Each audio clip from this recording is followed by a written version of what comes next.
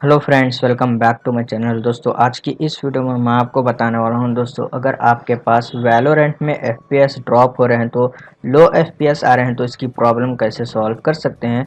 तो इस वीडियो में मैं आपको यही बताने वाला हूं दोस्तों। बहुत सिंपल स्टेप है, आप इस स्टेप को फॉलो कीजिए। तो गाइज, आपको मैं यहाँ पर 8 से 9 मेथड बताने वाला हूँ। इसमें आप पूरे मेथड को फॉलो कीजिए, आपकी प्रॉब्लम सॉल्व हो जाएगी। तो चलिए वीडियो को स्टार्ट करते हैं। स्टेप नंबर 1, आपको टास्क मैनेजर में जाना है।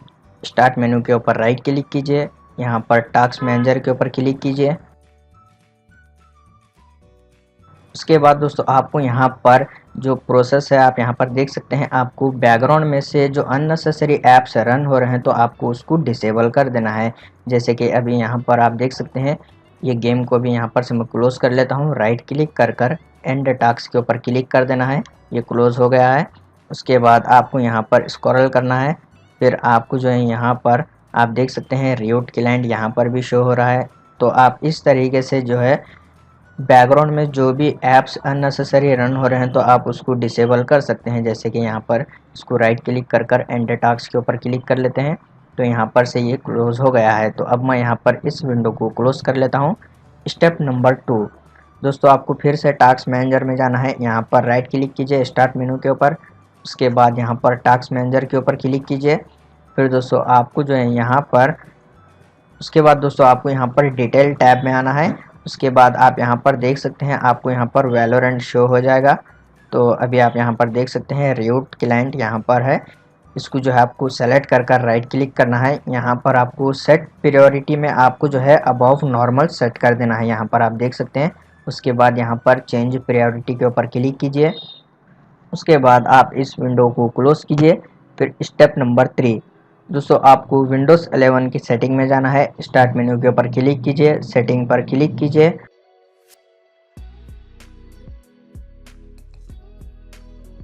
तो जैसे कि आप यहाँ पर देख सकते हैं, विंडोज़ 11 सेटिंग ओपन हो गई है। उसके बाद आपको यहाँ पर लेफ्ट साइड में गेमिंग का जो ऑप्शन है, इस पर आपको क्लिक कर देना है।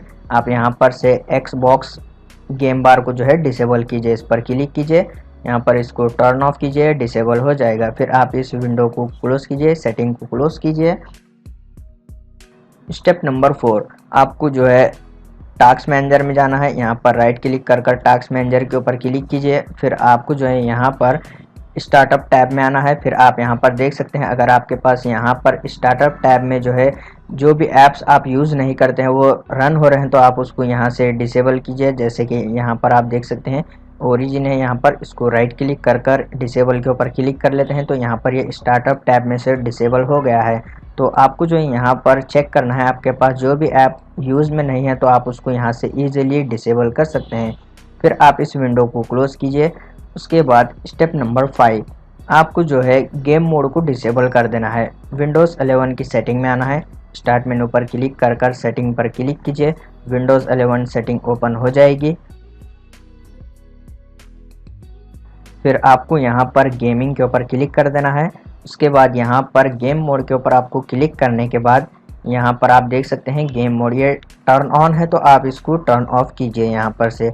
उसके बाद आप इस सेटिंग को क्लोज कीजिए। स्टेप नंबर 6, आपको विंडोज़ 11 के सर्च बार में टाइप करना है कंट्रोल पैनल। उसके बाद आप इसको क्लिक कर कर ओपन कीजिए। फिर आपको जो है यहाँ पर हार्डवेयर एंड साउंड के ऊपर क्लिक कर देना है। उसके बाद यहाँ पर पावर ऑप्शन के ऊपर आपको क्लिक कर देना है। उसके बाद दोस्तों आप यहाँ पर हाई परफॉर्मेंस जो है सेलेक्ट कीजिए। अगर आपके पास यहाँ पर हाई परफॉर्मेंस का ऑप्शन नहीं आ रहा है, तो आपको यहाँ पर क्रिएट ए पावर प्लान के ऊपर क्लिक कर कर यहाँ पर आप देख सकते हैं हाई परफॉर्मेंस है, आप इसको सेलेक्ट कर कर यहाँ पर आप इसका नेम भी चेंज कर सकते हैं। यहाँ पर से चेंज कर कर आप नेक्स्ट के ऊपर क्लिक कीजिए, तो यहाँ पर ये हाई परफॉर्मेंस में जो है सेलेक्ट हो जाएगा। तो अभी यहाँ पर मैं इसको सेलेक्ट नहीं करने वाला हूँ, यहाँ पर मेरे पास ऑलरेडी हाई परफॉर्मेंस है, तो यहाँ पर इसको सेलेक्ट कर लेते हैं। उसके बाद आप इसको क्लोज कीजिए। स्टेप नंबर 7, आपको विंडोज़ 11 के सर्च बार में टाइप करना है वीव एडवांस सेटिंग। तो आप यहाँ पर देख सकते हैं, इस पर आप क्लिक कीजिए, ये सेटिंग ओपन हो जाएगी। फिर आपको यहाँ पर एडवांस टैब में परफॉर्मेंस में आपको यहाँ पर सेटिंग के ऊपर क्लिक कर देना है। यहाँ पर आपको कस्टम सेलेक्ट करना है। कस्टम सेलेक्ट करने के बाद आप जो है यहाँ पर से इसको ओके के ऊपर क्लिक कीजिए। उसके बाद सिंपल है, फिर आप ओके के ऊपर क्लिक कीजिए, ये क्लोज हो जाएगा। स्टेप नंबर 8, आपको जो है विंडोज़ 11 की सेटिंग में आना है। यहाँ पर क्लिक कीजिए, सेटिंग पर क्लिक कीजिए, विंडोज़ 11 सेटिंग यहाँ पर ओपन हो जाएगी। फिर आपको यहाँ पर उसके बाद आपको यहाँ पर डिस्प्ले पर क्लिक कर देना है। फिर आपको यहाँ पर स्क्रॉल करना है। ओके, उसके बाद यहाँ पर ग्राफिक का जो ऑप्शन है आप इस पर क्लिक कीजिए। उसके बाद दोस्तों आपको यहाँ पर वैलोरेंट एप्लीकेशन शो हो जाएगा। अभी यहाँ पर मेरे पास वैलोरेंट एप्लीकेशन शो नहीं हो रहा है, तो आपको एग्जांपल के लिए यहाँ पर बताता हूँ। जैसे कि यहाँ पर इस एप्लीकेशन पर क्लिक कर लेते हैं। उसके बाद आपको यहाँ पर ऑप्शन पर क्लिक कर देना है। फिर आपको यहाँ पर दो ऑप्शन शो हो जाएंगे, तो आप यहाँ पर देख सकते हैं पावर सेविंग और हाई परफॉर्मेंस।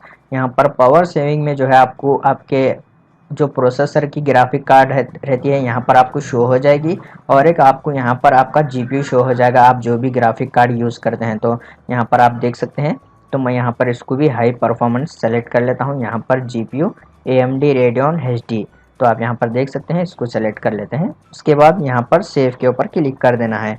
तो इस तरीके से आप यहाँ पर वैलोरेंट एप्लीकेशन को सेलेक्ट कर कर हाई परफॉर्मेंस में सेलेक्ट कीजिए। उसके बाद यहाँ पर इस विंडो को क्लोज कर लेते हैं।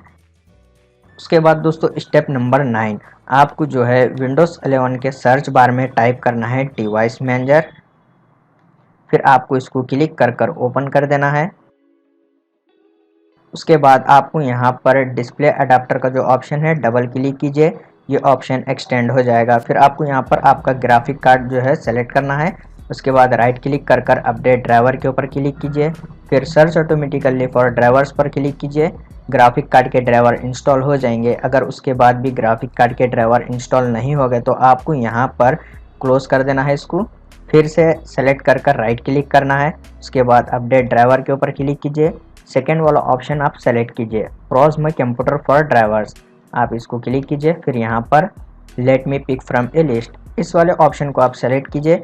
यहाँ पर आपको ग्राफिक कार्ड के ड्राइवर शो हो जाएंगे, आप इसको सेलेक्ट कीजिए। यहाँ पर नेक्स्ट के ऊपर क्लिक कीजिए। तो जैसे कि आप यहाँ पर देख सकते हैं इंस्टॉलिंग ड्राइवर्स, तो ये प्रोसेस कंप्लीट होने तक आप थोड़ा सा वेट कीजिए। उसके बाद दोस्तों आप यहाँ पर देख सकते हैं प्रोसेस कंप्लीट हो गया है, आपको इसको क्लोज कर देना है। ग्राफिक कार्ड के ड्राइवर यहाँ पर इंस्टॉल हो गए हैं। अगर उसके बाद भी ग्राफिक कार्ड के ड्राइवर आपके इंस्टॉल नहीं हो गए तो आपको जो है आपके ग्राफिक कार्ड का मॉडल नंबर यहाँ पर सर्च करना है। गूगल क्रोम ओपन कर लेते हैं। तो गूगल क्रोम के सर्च बार में आपको टाइप करना है आपके ग्राफिक कार्ड का मॉडल। यहाँ पर आप देख सकते हैं मेरे पास AMD ग्राफिक कार्ड है, तो यहाँ पर इस तरीके से सर्च करना है आपको। सर्च करने के बाद यहाँ पर इसकी ऑफिशियल वेबसाइट ओपन करना है। फिर आपको यहाँ पर आपका मॉडल नंबर सेलेक्ट कर देना है, जैसे कि अभी यहाँ पर आप देख सकते हैं। यहाँ पर आने के बाद आपको आपके ग्राफिक कार्ड का मॉडल नंबर यहाँ पर सेलेक्ट करना है। सेलेक्ट कर कर आप इस तरीके से यहाँ पर इजीली आपके ग्राफिक कार्ड के ड्राइवर, लेटेस्ट ग्राफिक कार्ड के ड्राइवर डाउनलोड कर कर इंस्टॉल कर सकते हैं। उसके बाद आप अपनी पीसी को एक बार रीस्टार्ट कीजिए, फिर आप वैलोरेंट एप्लीकेशन ओपन कीजिए, प्रॉब्लम सॉल्व हो जाएगी। तो इस तरीके से आप इजीली प्रॉब्लम सॉल्व कर सकते हैं। उम्मीद है आपको ये छोटा सा वीडियो पसंद आ गया हो, तो प्लीज़ लाइक कर देना और चैनल को सब्सक्राइब करे बिना मत जाना। मिलते हैं नेक्स्ट वीडियो में।